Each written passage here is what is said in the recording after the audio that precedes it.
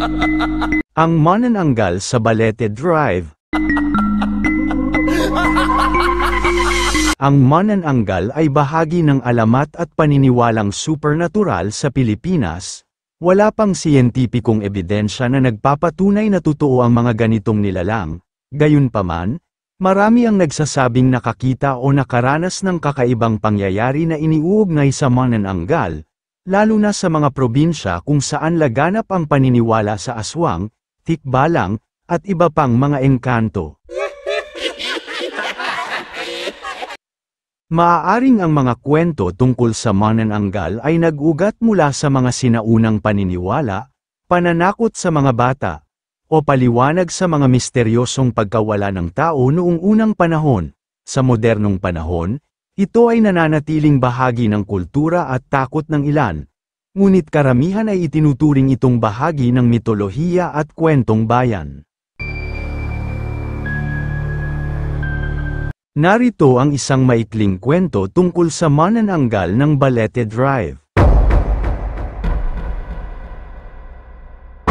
Sa isang lumang kalsada sa Quezon City, may isang lugar na kilala sa mga kwentong kababalaghan, ang Balete Drive. Dito, sa ilalim ng matandang balete, may isang misteryosong bahay na matagal nang walang nakatira. Sabi ng matatanda, doon naninirahan ang isang nilalang na lagpas sa pangkaraniwang tao, isang manananggal.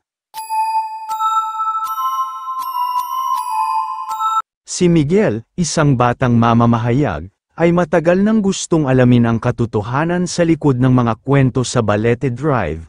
Maraming nagsasabing may babaeng maputi, mahaba ang buhok, at may pulang damit na lumilitaw sa kalye tuwing hating gabi.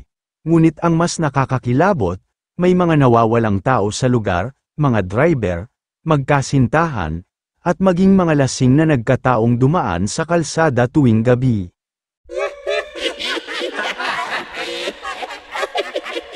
Isang gabi, nagpasya si Miguel na puntahan ang lugar upang makita kung may katotohanan nga ang mga kwento. Kasama niya ang kaibigang si Luis, na may dalang kamera upang idokumento ang kanilang nakikita.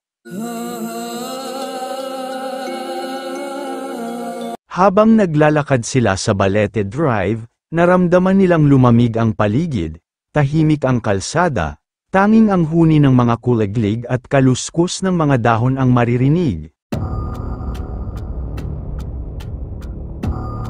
Napansin ni Miguel ang isang lumang bahay sa gilid ng daan, tila nilamo na ng mga ugat ng balete.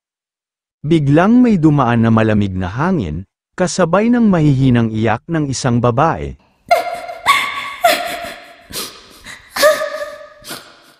Kinilabutan sina Miguel at Luis, sinundan nila ang tunog at nakita nila ang isang magandang babae sa pulang damit na nakatayo sa ilalim ng puno. Sa unang tingin, mukha itong ordinaryong tao.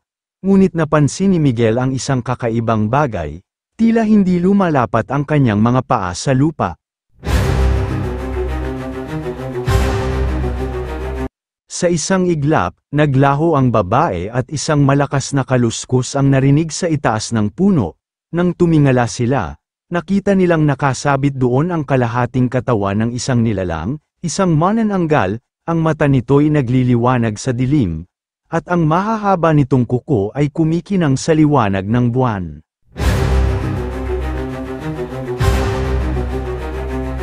Napaatras si Miguel, nanginginig sa takot. Luis, tumakbo na tayo. Ngunit bago pa sila makatakbo, lumipad ang manananggal pababa, animoy isang gutom na halimaw na handang kumain ng tao. Kinuha ni Luis ang kanyang dalang kamera at kinunan ang nilalang ng larawan, isang malakas na sigaw ang lumabas sa bibig ng manananggal, waring nasasaktan ito sa liwanag ng flash. Sinamantala ito nina Miguel at Luis at mabilis na tumakbo palayo. Naririnig pa nila ang pagaspas ng malalaking pakpak na sumusunod sa kanila, ngunit bago pa sila abutan ng halimaw, biglang tumunog ang kampana mula sa isang malapit na simbahan.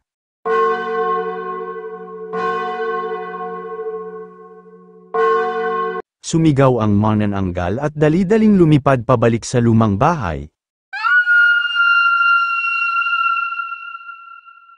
Na tila may kung anong pumipigil dito na lumabas kapag tumunog ang kampana. Hingal na hingal ang dalawang magkaibigan, nakaligtas sina Miguel at Luis. Mula noon, hindi na sila bumalik sa Balete Drive. Ngunit ang larawan ng manananggal sa kanilang kamera ay naging patunay na hindi lang kwento ang mga alamat tungkol sa nilalang na lumilipad sa dilim.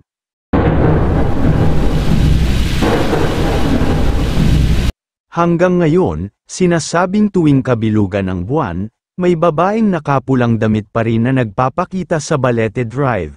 Marami na ang naglaho, at marami rin ang hindi na bumalik matapos tahakin ang kalsadang iyon sa 10 oras ng gabi. Kaya kung balak mong dumaan sa Balete Drive sa hating gabi, mag-ingat ka, baka ang babaeng makita mo ay hindi lang basta multo, kundi isang gutom na manananggal na naghahanap ng susunod nitong biktima.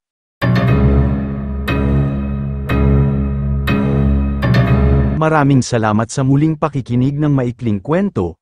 Kung gusto mo pang makinig ng iba't ibang kwento, bisitahin ang playlist ng mga kwentong kababalaghan sa aking YouTube channel, at huwag kalimutang i-subscribe ang Jonas Mini Vlog para updated ka sa bawat kwento.